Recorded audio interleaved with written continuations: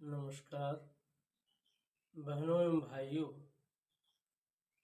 आज मैं आप सबके लिए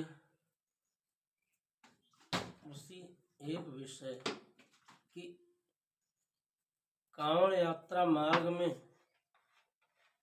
नेम प्लेट और नाम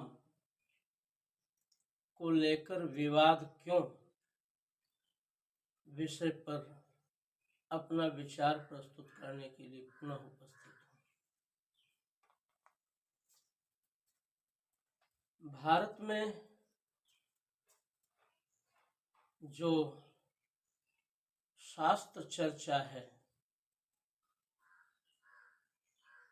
शास्त्रार्थ है, इसी के आधार पर हमारे ऋषि मनीषी तत्व दर्शन तक, तत्व ज्ञान तक पहुंचने का कार्य करते रहे। यहाँ वादे वादे जायते तत्वबोध महत्वपूर्ण है। यहाँ शास्त्रार्थ के आधार पर ज्ञान के चरम बिंदु को स्पर्श करने की अभिलाषा रही है, लेकिन इस्लाम में शास्त्रार्थ निषिद्ध है। वहाँ मौलाना, उलेमा, मौलवी ये तकरीरें दे करके अपने अनुयायियों को अपने नियंत्रण में, अपने निर्देशन में रखने का कार्य मात्र करते हैं। यदि शास्त्रार्थ की उसमें महत्ता होती तो हमारे देश में कभी भी इस्लाम मतानुयायियों और सनातन धर्मावलंबियों के बीच में विवाद की संभावना रह ही न जाती, क्योंकि क्या सत्य है, क्या असत्य, क्या ग्राह्य है, क्या अग्राह्य, क्या धर्म है, क्या अधर्म, इस संदर्भ में शास्त्रार्थ के माध्यम से लोग पहुंचने का प्रयत्न करते, लेकिन इस्लाम में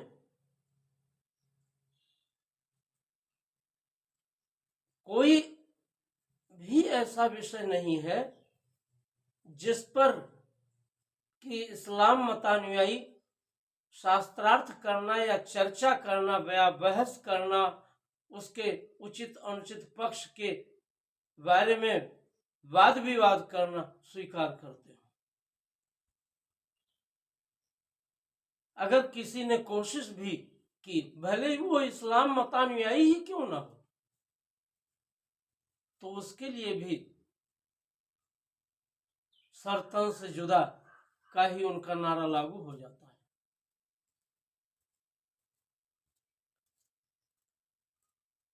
इसी कारण से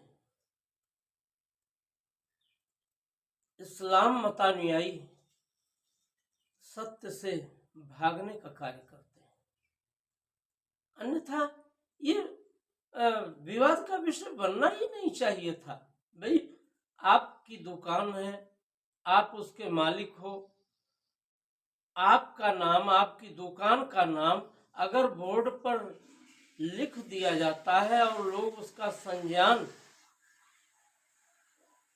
पा जाते हैं, तो इसमें बुराई क्या हो सकती है? असलियत में स्वयं को छिपा करके, स्वयं के पहचान को छिपा करके ही तो इस्लाम मतानुयायियों ने हिंसाचार को विशेष रूप से बढ़ाने का कार्य किया है। अपने अर्थोपार्जन के लिए तो वे अपना नाम छिपाने को तैयार होते हैं, लेकिन जहां हिंदू कभी ऐसा छिपाने का कार्य कर दे तो आसमान सिर पर उठ जाता है ये हमारे देश में। कितनी ही बेटियों का, कितनी हिंदू ललनाओं का दैहिक शोषण तक इन इस्लाम मतानुयायियों के लोगों ने अपनी पहचान छिपा करके किया है। उन्हें अपना हिंदू नाम बता देंगे, अपने हाथ में कलावा आदि पहन लेंगे और ऐसे चिन्ह धारण करेंगे कि जिससे लगे कि ये हिंदू हैं। और उसके बाद जब किसी सनातन धर्मावलंबी ललना को, बालिका को, युवती को अपने चक्कर में फंसा लेंगे, तब उन पर दबाव डालेंगे निकाह करने का, अपने अनुसार चलने का, और नहीं तो मर्डर कर देने का। ये हमारे देश में इसीलिए होता है क्योंकि इनके ऐसे गलत कार्यों को बढ़ावा देने वाले लोग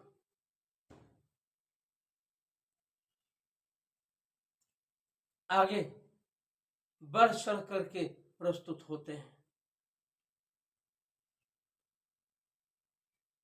जितने उदाहरण हमारे सामने अखबारों के माध्यम से या और दूसरी जानकारियों के माध्यम से आते हैं, अगर उनकी मीमांसा की जाए तो यही बात सिद्ध होती है कि इन्हें अपनी पहचान छिपाने में ज्यादा दिलचस्पी रहती है, जिससे ये मनमाना कर सके।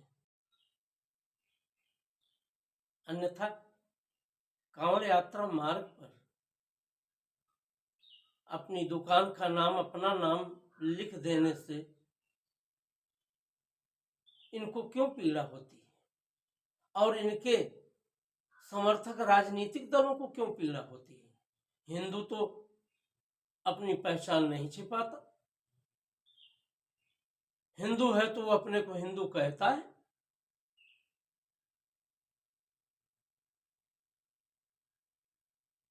अजमेर शरीफ में भी जहां हिंदू की दुकानें हैं, वो कभी अपनी पहचान नहीं छिपाते, लेकिन इस्लाम मतानुयायी अपनी पहचान छिपा करके कमाई करना चाहते हैं कांवड़ यात्रियों के माध्यम से। दूसरी और जगह तो नहीं पहचान छिपाते। जो गाड़ियों के वर्कशॉप हैं वहां तो वो अपनी पहचान नहीं छिपाते। मैंने तो अपने इस उत्तर प्रदेश में जो टैक्सियां चलती हैं, जो ठेका गाड़ियां चलती हैं, जो ठेके पर बसें चलती हैं, उस पर गाड़ी के मालिक का नाम और उसके ड्राइवर का नाम दोनों और उनका फोन नंबर दोनों लिखा होना आवश्यक है। वहां तो किसी ने ऑब्जेक्शन नहीं किया। तो यहीं पर ऑब्जेक्शन क्यों किया जा रहा है? यहीं पर आपत्ति क्यों दर्ज कराई जा रही है? ये सब छद्म छल की जो प्रवृत्ति है, ये हमारे देश में ही इसलिए चलाई जा रही है क्योंकि यहाँ जो अल्पसंख्यक हिंदू हैं, वो अपने को बहुत उदार दिखाने के लिए, और उदार हिंदू होते भी हैं, सनातन धर्मावलंबी सदा उदार रहा है। मैं इसको इतिहास से प्रमाणित कर सकता हूं। वीर शिवाजी ने जब अपने सेनापति के द्वारा गौहर बानो को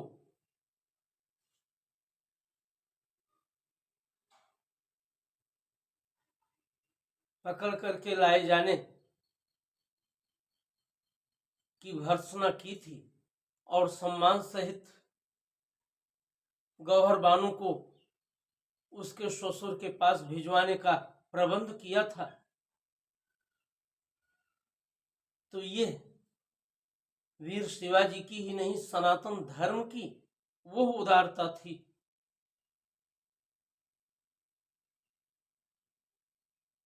कि प्रत्येक नारी जाति का वो चाहे किसी भी संप्रदाय की हो, सम्मान करना सनातन धर्मियों को सिखाया गया है। उनके स्वभाव में नारी का सम्मान करना, उनका आदर करना सनातन से रहा है। इसी तरह से अकबर की बेगम जब राणा प्रताप के सैनिकों के द्वारा गिरफ्तार की गई, पकड़ी गई, और जब राणा प्रताप जी को यह सत्य मालूम हुआ तो न केवल अपने सेनापति को उन्होंने फटकार लगाने का कार्य किया, बल्कि अकबर के पास संदेश दे करके कि आपकी बेगम साहिबा पूर्णतः सुरक्षित है और हम प्रबंध कर रहे हैं कि आप तक सुरक्षित उन्हें पहुंचाने का कार्य किया जाए, आप इसके लिए निश्चिंत रहें। और पूरी तरह से अकबर की बेगम का आदर किया था, सम्मान किया था और अपने सेनापति को निर्दिष्ट किया था फिर भविष्य में किसी भी बहु बेटी, चाहे वो किसी भी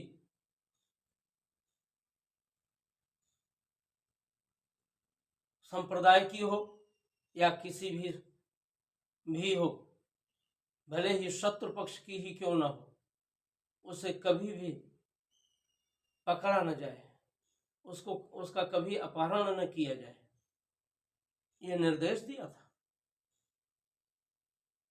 ऐसा कोई उदाहरण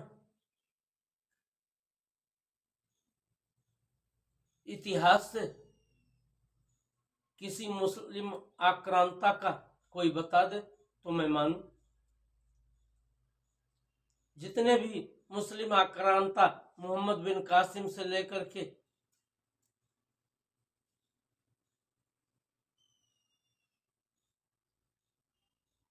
बाबर तक, उसके वंशधरों तक है, एक भी ऐसे उदाहरण नहीं है जहां नारी सम्मान को सिद्ध रूप में दिखाया गया हो। वे तो नारियों को केवल अपनी वासना, अपनी हवस का निवाला मात्र मानते रहे।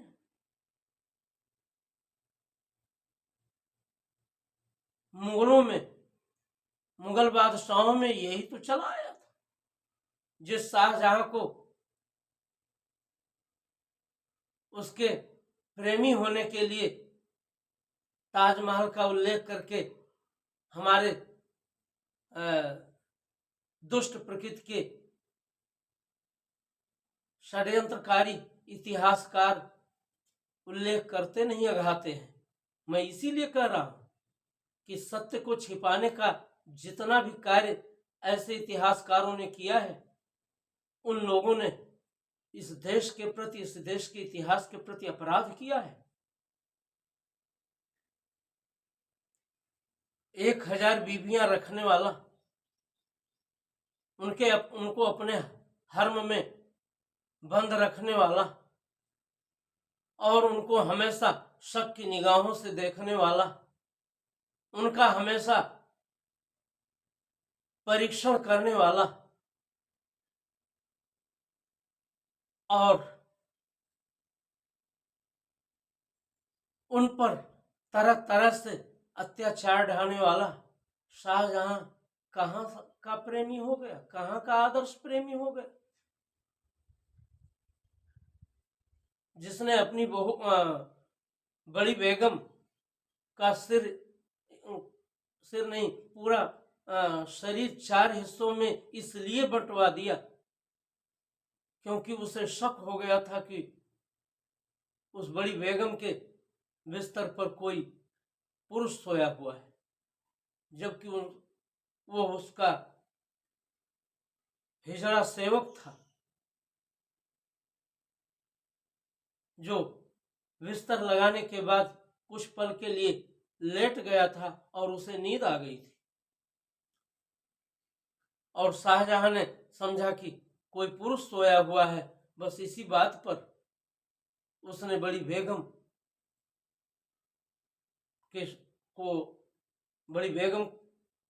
को मरवा करके उसके शरीर के 4 टुकड़े करके अपने दीवाने खास के द्वार पर टंगवा दिया था। ऐसे अय्याश, क्रूर, निर्दयी और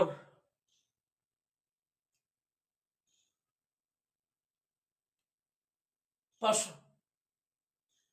प्रवृत्ति के मुगल बादशाह शाहजहां को जिन इतिहासकारों ने बड़ा प्रेमी और बड़ा भवन निर्माता बताने का कार्य किया है, उनको पता भी होना चाहिए कि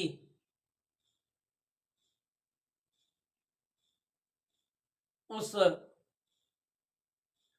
ताजमहल का निर्माण करने वाले भारतीय कारीगरों के 20,000 कारीगर मजदूरों के हाथ कटवाने का कार्य शाहजहां ने सिर्फ इसीलिए तो किया था कि ये दूसरा कोई ताजमहल न बना सके। कौन उन्हें प्रशंसित करेगा, कौन शाहजहां को इसके लिए प्रशंसित करेगा। और प्रेमी तो वही होता है जो अपना जीवन अपने एकमात्र प्रिया के लिए समर्पित कर देता है, उसके लिए अपना जीवन लगा देता है, लेकिन अपने प्रेम पर आंच नहीं आने देता। उसके तो 1000 बीवियां थी, 1000 बेगमें थी, वो तो अय्याशी मात्र करता था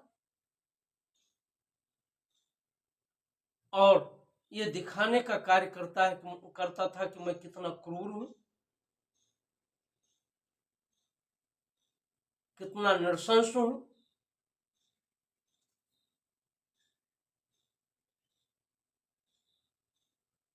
उसके बाद भी लोगों की आंख नहीं खुलती। छिपाहट,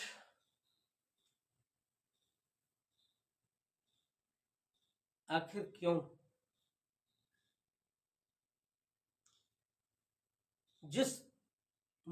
जिसे मुसलमान कहा जाता है वो मुसल्लम ईमान के कारण से कहा जाता है। जो संपूर्ण ईमानदारी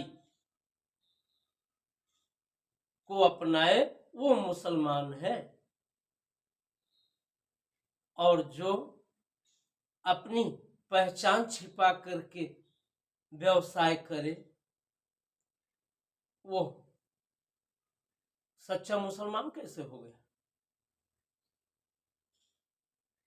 तब मुसल्लम ईमान का तात्पर्य कहाँ गया?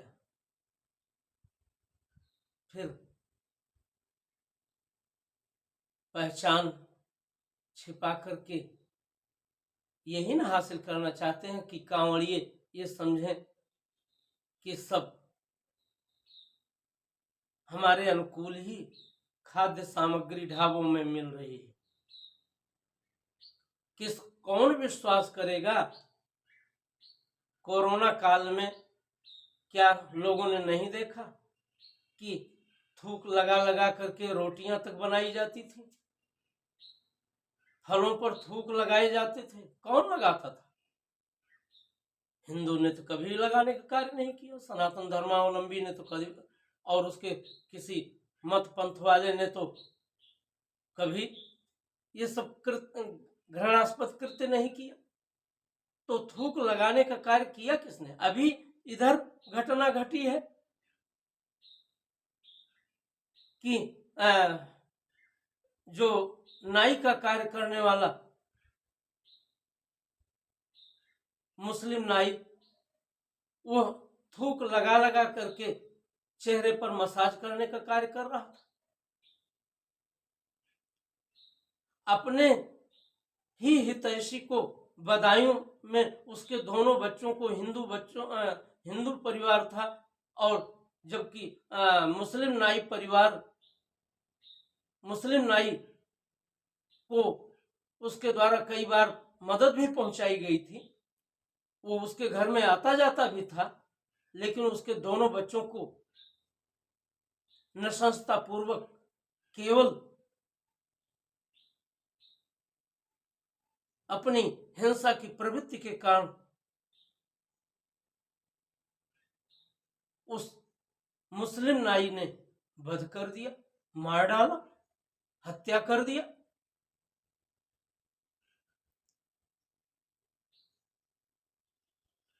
ये सब उदाहरण क्या ये बताते नहीं है कि कौन हिंसक है?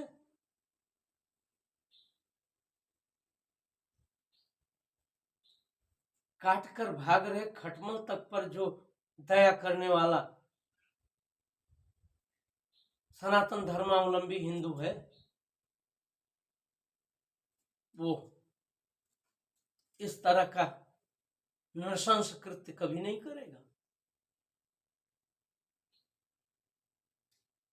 जानकी राश जिस नालंदा विश्वविद्यालय में, विक्रमशिला विश्वविद्यालय में पुस्तकालय के रूप में विद्यमान थी, उसमें आग लगा करके बख्तियार खिलजी और महमूद गजनवी ने केवल अपना आतंक ही तो आरोपित करने का कार्य किया था। आखिर पाकिस्तान से भारत में आतंकवाद की नई नई पौध जो 50 वर्षों से आ रही है, और भारतीय सेना उनसे निरंतर युद्ध कर रही है,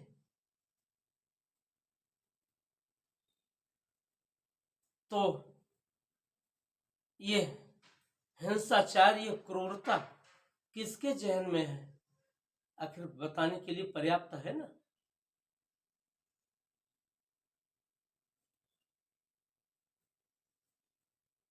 थोड़ा कोई जब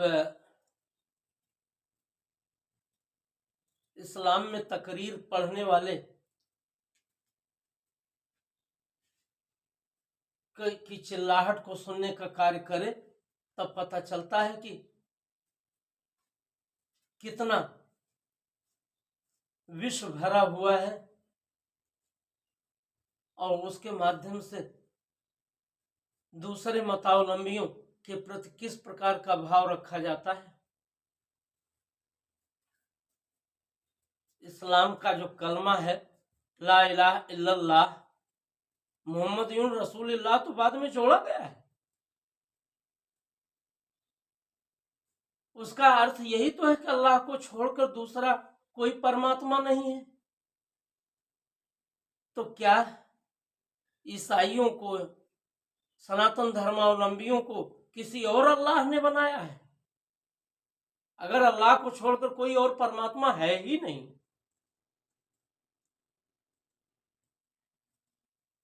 तो यह सत्य बोध आखिर इस्लाम मतानुयायी उन मौलानाओं, उन उलेमाओं, उन मौलवियों कि समझ में क्यों नहीं आता कि उसी अल्लाह ने तो इन हिंदुओं को भी बनाया होगा,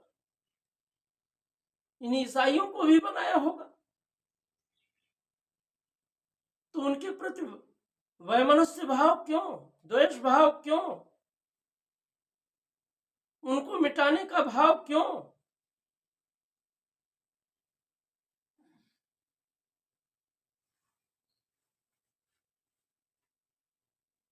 आज जब संसद में शपथ लेते समय ओवैसी, असदुद्दीन ओवैसी जय फिलिस्तीन का नारा लगाते हैं, उस आतंकवादी गिरोह हमास को जाकर समझा दिए होते कि सब कुछ तो शांतिपूर्ण ढंग से चल रहा था।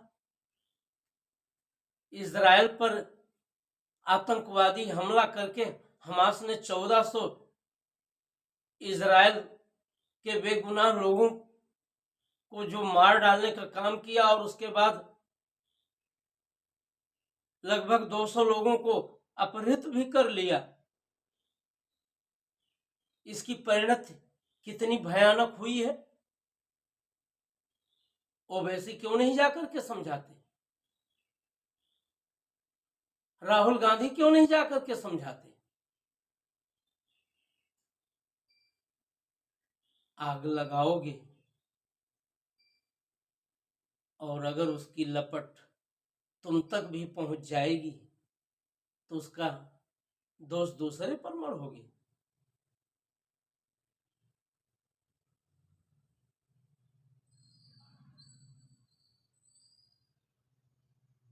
शुरू से, प्रारंभ से आप देखें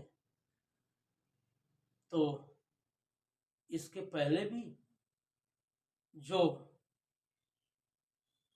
हूण, शक, कुषाण, मंगोल,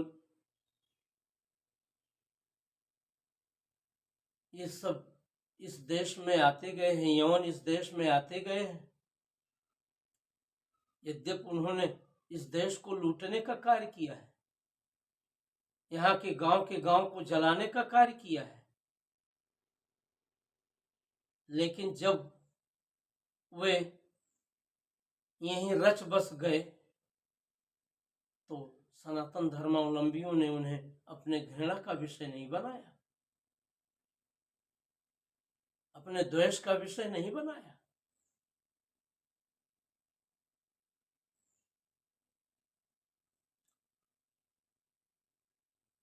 मैंने महाराजा मानधाता का उल्लेख पिछले इसी विचार श्रृंखला के अंक में कहा है कि उन्होंने बाहर से आने वालों के भी वैयक्तिक धर्म आचरण में शासन के किसी भी हस्तक्षेप को प्रतिबंधित करने का कार्य किया था।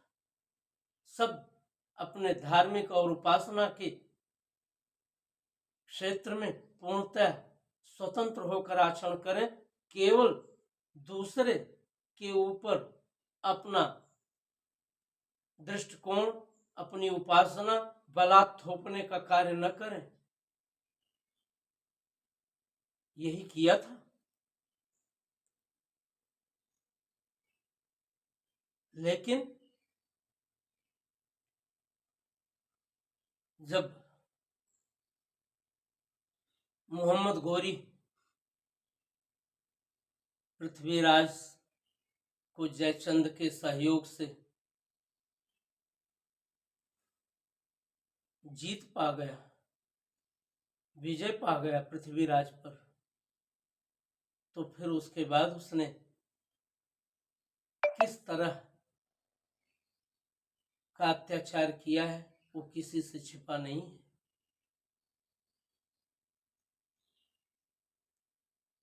लोग जाकर के देख लें, पश्चिम एशिया में प्राचीन काल में भवन निर्माण का क्या स्वरूप रहा है। भारतीय वास्तुविदों ने, सनातन धर्मावलंबियों के वास्तुविदों ने ही उन्हें जो ज्ञान दिया है, वही वास्तुविद्या उनके लिए आधार बनी थी, अन्यथा उन्हें भवन निर्माण की कला कहाँ आती थी।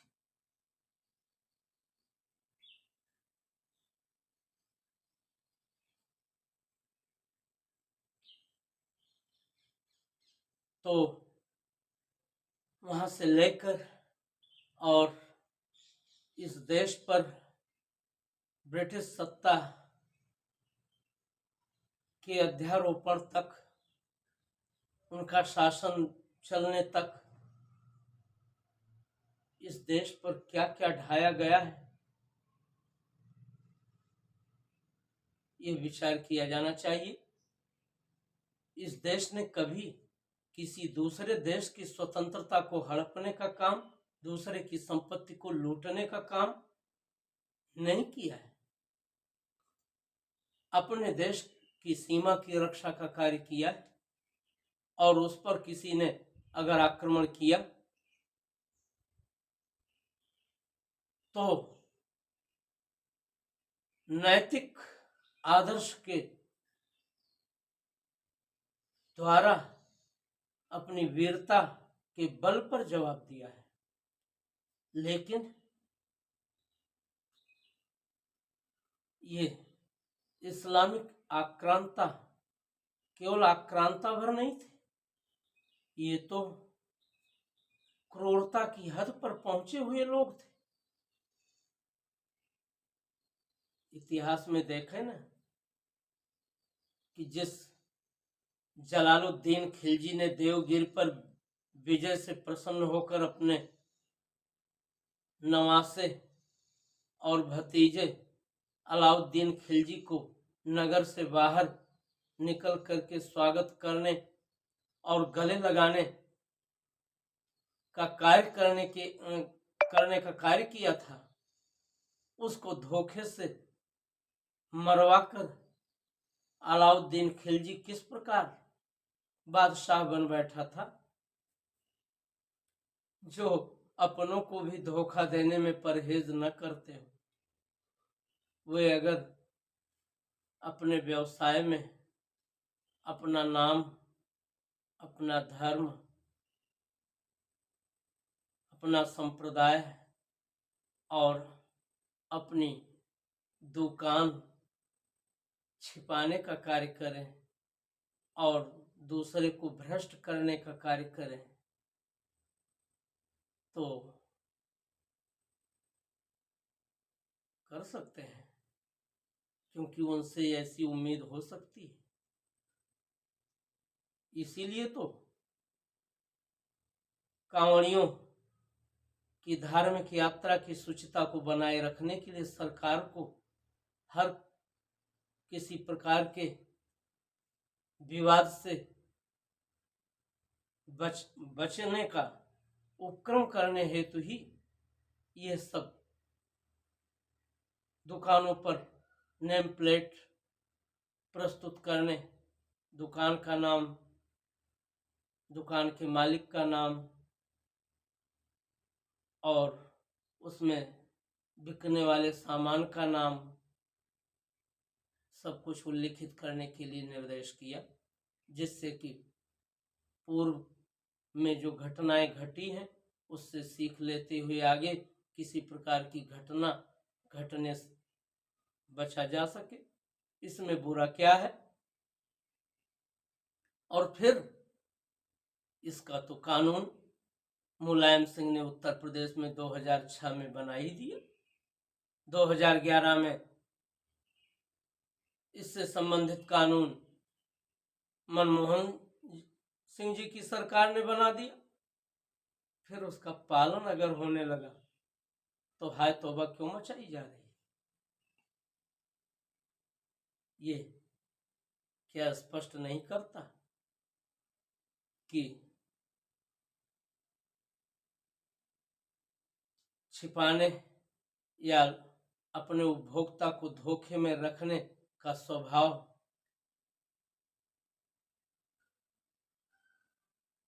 जिन लोगों में है और जो लोग उनके समर्थक हैं, उन्हीं को इस आदेश से सांप सूंघ गया है और वही अपनी अपनी बिलों में बैठकर अपने अपने ढंग से बिलबिलाने का कार्य कर रहे हैं। अन्यथा सत्य के आधार पर अपना व्यवसाय चलाए, कोई भी चलाए, शासन प्रशासन को क्यों आपत्ति होने लगी? शासन क्यों उसमें हस्तक्षेप करेगा? लेकिन कांवड़ यात्रा धार्मिक यात्रा है, उसकी पवित्रता सुनिश्चित करना शासन प्रशासन का नैतिक दायित्व है, प्रशासनिक दायित्व है। और यदि उस दायित्व को निभाया जा रहा है तो जिन लोगों को इस विषय में तकलीफ हो रही है उनको तब क्यों तकलीफ नहीं होती जब मुस्लिम बहुल आबादी वाले क्षेत्र में दूसरे और पंथ उपासना वाले लोगों का जीना हराम कर दिया जाता है तो उन्हें तकलीफ क्यों नहीं होती? शाहीन बाग कांड में छतों पर पत्थर और पेट्रोल की बोतलें रखने का कार्य पहले से तैयारी करके रामनवमी के समय जुलूस पर पत्थरबाजी और बोतल आदि फेंक करके हिंसाचार करने का कार्य करने का आयोजन किन लोगों ने किया था? किन्हीं हिंदुओं ने किया था। जितनी जितनी घटनाएं इस देश में इस तरह की हुई हैं, आखिर इस देश में लोकतंत्र का इतना आदर्श रूप होने के बावजूद ऐसे लोगों को ही ये तकलीफ क्यों होती है? और फिर उनकी उस तरह की गलतियों को ढकने के लिए कुछ राजनीतिक दल और तथाकथित नेता क्यों कूद पड़ते हैं? अगर कूदना है तो सबकी रक्षा के हित में कूदो ना, सबके लिए बोलो ना। जहां भी गलत होता है उसके लिए कहो ना। प्रियंका गांधी आखिर पश्चिम बंगाल में जो हिंसाचार हुआ उसमें बोलने के लिए क्यों नहीं आ गया? राहुल गांधी क्यों नहीं पश्चिम बंगाल क्यों नहीं गए? अभी कुछ दिन पहले तमिलनाडु में जो जहरीली शराब से 50 लोग मरे हैं, वहां क्यों नहीं राहुल गांधी गए? मणिपुर तो बहुत उत्साह से चले गए, हाथरस तो बहुत उत्साह से चले गए, लखीमपुर तो बहुत उत्साह से चले गए। ऐसे ही उत्साह से पश्चिम बंगाल भी चले जाते। वहां तो अधीर रंजन चौधरी का चुनाव प्रचार करने तक नहीं गए कि कहीं ममता बनर्जी नाराज ना हो जाए, क्योंकि ममता बनर्जी ने तो जैसे ठान लिया है कि हमें इस देश में ऐसे ही अराजक शासन करना है। क्या यह सत्य नहीं है कि पाकिस्तान, बांग्लादेश जो भारत के ही हिस्से रहे हैं, भारत से अलग होने के उपरांत क्यों इस्लामिक राष्ट्र बन गए? यही ना कि वहां इस्लाम मतानुयायी अधिसंख्यक है। भारत जो सर्वधर्म संभाव या जिसको धर्मनिरपेक्ष कहने का कार्य किया जा रहा है, ये तब तक चल रहा है जब तक कि यहाँ सनातन धर्मावलंबी जनता अधिक संख्या में है। और इसीलिए इनको जातियों जातियों में बांटकर आपस में लड़ाई रखा जा रहा है।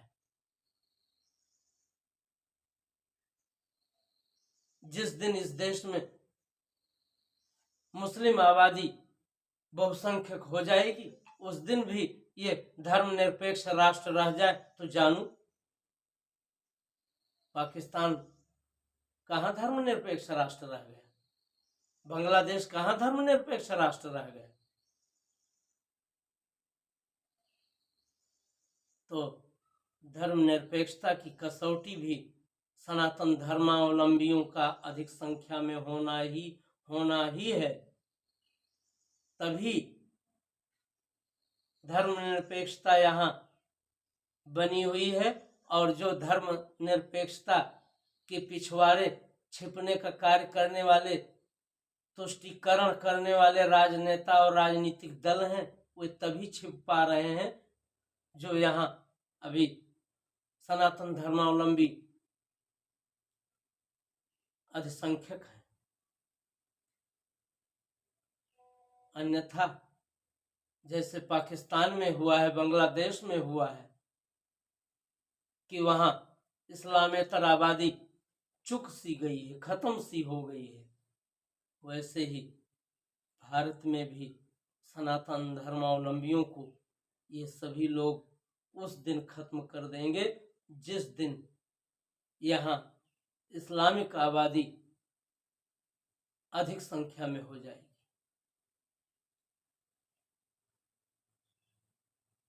जो पहले सनातन धर्मावलंबी रहने के उपरांत इस्लाम मतानुयायी हुए हैं, चाहे जिस कारण से भी, उनका भी स्वभाव धीरे धीरे इस तरह से क्रूरतम बनाया जा रहा है मौलानाओं के द्वारा, उलेमाओं के द्वारा, मुफ्तियों के द्वारा। वो उनके भीतर हिंसाचार, क्रूरता ही भरने के कार्य ये सब कर रहे हैं, जिससे कि जो मनमानी करना चाहते हैं वो मनमानी कर सके। जरूरत है कि अगर इस देश को पंथ निरपेक्ष, धर्म निरपेक्ष, सर्वधर्म संभाव वाला बनाए रखना है तो सनातन धर्मावलंबियों को संगठित होकर चेतना होगा और जो उनके विरुद्ध षड्यंत्र विभिन्न दुष्ट राजनीतिक दलों द्वारा किए जा रहे हैं, उन षड्यंत्रों को निपटाना होगा, खत्म करना होगा। यही समय की मांग है, यही देश की अपेक्षा है। देश सबके प्रति उदार तभी तक है जब तक कि मुस्लिम बहुल आबादी वाला देश यह अभी नहीं बना है। और अभी छल छद्म करके इस देश की बेटियों को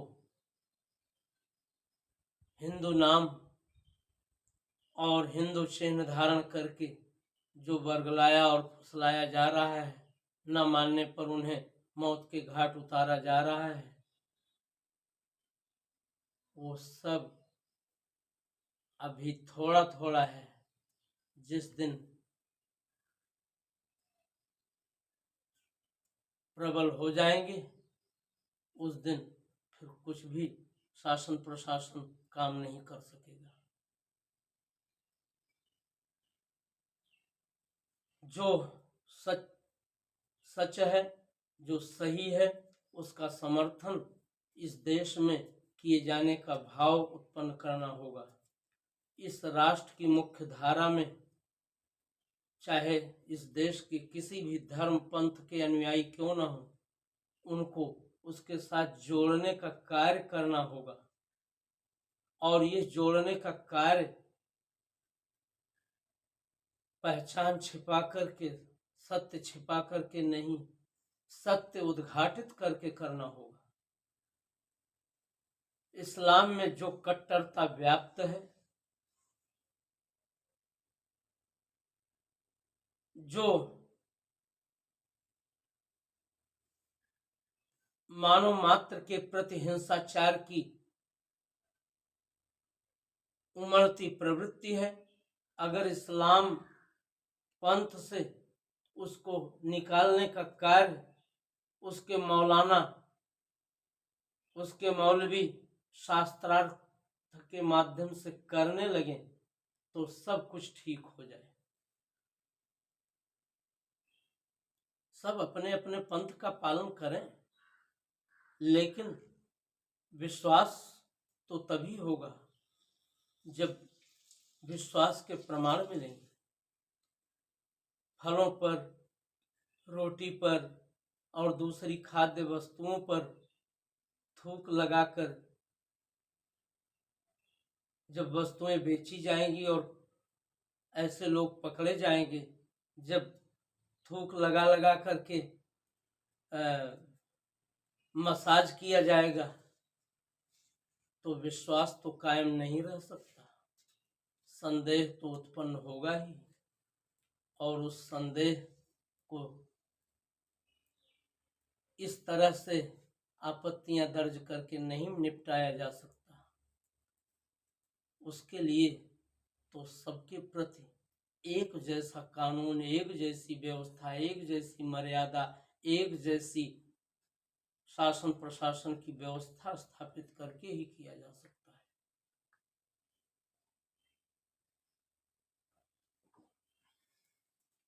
आखिर अभी इधर जब सर्वोच्च न्यायालय ने मुस्लिम बेटियों के लिए भी गुजारे भत्ते का धारा 125 के तहत फिर से उपस्थापन कर दिया, तो मौलानाओं को क्यों बहुत तकलीफ हो रही है? इसीलिए तकलीफ हो रही है कि वे अपनी ज्यादतियों को अपने इस्लाम पंथ की आड़ में, इस्लाम की आड़ में छिपा करके लोगों पर अध्यारोपित करना चाहते हैं और अपने को सर्वोच्च दिखाना चाहते हैं कि वे इस देश और इस देश के संविधान से भी बड़े हैं।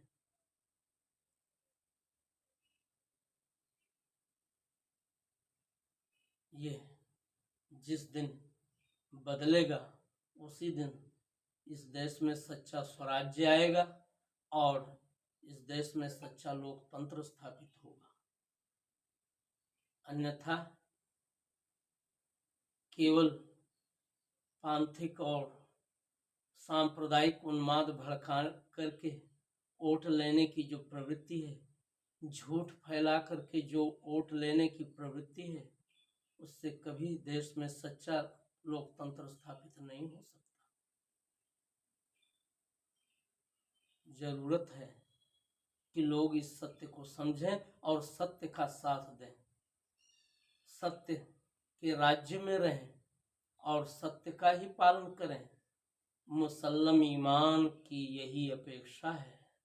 मुसल्लम ईमान छिपाने का नाम नहीं है, बल्कि सब कुछ अपने व्यावसायिक सत्य को उद्घाटित कर देने का नाम है। किसी के धार्मिक आस्था को दुष्प्रभावित करने का कार्य यदि किया जाता है तो उसे कौन सही कहेगा? नहीं कहेगा। इन्हीं शब्दों के साथ धन्यवाद। जय हिंद।